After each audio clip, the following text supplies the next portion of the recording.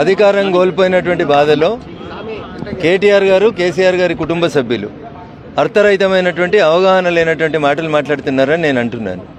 ఎందుకంటే ఒక హాస్పిటల్లో పొరపాటునో ఎక్కడైనా జరిగితే జరిగి ఉంటుంది, ఇన్సిడెంట్ జరగలేదని నేను అంటలేను.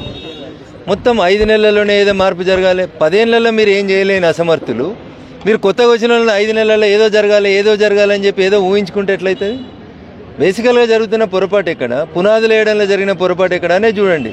10 సంవత్సరాల్లో తెలంగాణ బంగారు తెలంగాణ అయిపోయింది, అంతా అయిపోయింది అనే మీరు పోయి ప్రగతి భవన్లు, సెక్రటరియట్లు పెద్ద 100 కోట్లతో కట్టినప్పుడు మరి 10 ఏళ్లలో మీరు కట్టిన దవాఖానలు ఏమైనా డాక్టర్లు ఎట్టిపోయినరు? ఎందుకు జరుగుతూ ఉన్నాయి మరణాలు? దీని మీద మాట్లాడకుండా రోజు ఏదో ఒకటి విమర్శించాలి కాబట్టి విమర్శించాలనుకోవడం అనేది మంచి పద్ధతి కాదు రాజకీయాల లోపల. 1. 2, if there is any specific case గురించి మాట్లాడుకుందాం, ఆ ఊరికి పోవాలి, మాట్లాడుకోవాలి. రైతుల ఆత్మహత్యలు మీ కాలంలో 10 ఏళ్ళు సాగినాయి, ఇప్పుడు కూడా జరుగుతూనే ఉన్నాయి. So how you will compare it? You have any statistics అంటే నో స్టాటిస్టిక్స్. మా కాలంలో రైతుల ఆత్మహత్యలు జరగలేదు అని చెప్తారు. జరగలేదా అన్న? ఫామ్ హౌస్ కాడికి పోయి మా దౌలతాబాద్ రైతే ఊరేసుకున్నాడు. దానికి there is no answer from the TRS.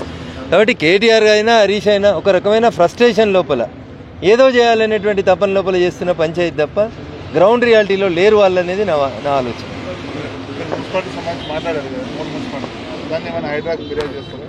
తప్పకుండా ఇప్పుడు బొల్లారం, అమీన్పూర్, తెల్లాపూర్తో పాటు నాలాంటి ఆలోచన ఏంటంటే సంగారెడ్డి, సదాశివపేటలో కూడా హైడ్రా రావాలి, పని జరగాల్సిందే. ఎందుకంటే చెరువులు, కుంటలు ఏ ఊర్లో ఉన్నా రక్షించబడాలి. మోర్ పర్టికులర్గా రింగ్ రోడ్ లోపల వచ్చేటువంటి బొల్లారం, అమీన్పూర్, తెల్లాపూర్ మున్సిపాలిటీల్లో ప్రతిరోజు ఏదో ఒక రకంగా ప్రభుత్వ భూముల ఆక్రమణ, చెరువులు, కుంటల ఆక్రమణ జరిగి పెద్ద బంగ్లాలు వస్తూ ఉన్నాయి, లక్షల కోట్ల రూపాయలు సంపాదించుకుంటా ఉన్నారు. తెలియక తెలిసి నమ్మి అమాయకులు చాలామంది నష్టపోతూ ఉన్నారు. ఉదాహరణకి ఇప్పుడు అమీన్పూర్ పరిధి లోపల ఒక ఇన్సిడెంట్ చెప్తాను నేను మీకు. ఏం జరిగింది అంటే అక్కడ ఒక ప్రైవేట్ సర్వే నెంబర్ వేసి అపార్ట్మెంట్ కట్టినాడు. ఫిజికల్గా కట్టింది ఎక్కడ అంటే 943 అని గవర్నమెంట్ నెంబర్లో కట్టినాడు. ఈరోజు తహసీల్దార్ అమీన్పూర్ పోయి నోటీస్ ఇచ్చింది, ఈ స్థలం 943, ఇది మీరు చెప్తున్న 956 కాదు, ఈ అపార్ట్మెంట్ కూలగొడతాను అని చెప్తుంది. అపార్ట్మెంట్ వాళ్ళు లోన్ తీసుకున్నారు, 5 ఏళ్ల నుంచి అక్కడ ఉంటున్నారు. సో ఏది గవర్నమెంట్ ల్యాండ్, దాని రక్షణ కోసం మనం ఏం చేస్తున్నాం అనే విషయంలో అసలు ఎక్కడ కూడా క్లారిటీ లేదు. కాబట్టి హైడ్రానైనా ప్రభుత్వ అధికారులైనా నేను కోరేది ఒకటే, మున్సిపాలిటీ పరిధి లోపల ఉన్నటువంటి ప్రభుత్వ ఆస్తుల్ని రక్షించడంలో మీరు ముందుండండి. డంప్ యార్డ్ ఇస్తే డంప్ యార్డ్ లోపల బిల్డింగ్ కూలగొట్టిన మెటీరియల్ తెచ్చి నింపేస్తారు. శిల్పారామం అని కడితే సంగారెడ్డి లోపల పిల్లలు కూర్చోవడానికి పార్కుకు పనికిరాదు. రాజీవ్ పార్క్ అని ఊరు మధ్యలో కడితే చెత్తకుంటకు తయారవుతుంది. ఇంత అధ్వానంగా పని జరుగుతూ ఉంటే స్వచ్ఛ భారత్ మిషన్ కింద భారత ప్రభుత్వం 100 కోట్ల రూపాయలని ఇస్తూ ఉన్నప్పుడు స్వచ్ఛ భారత్ మిషన్ ఎక్కడ అమలవుతూ ఉంది?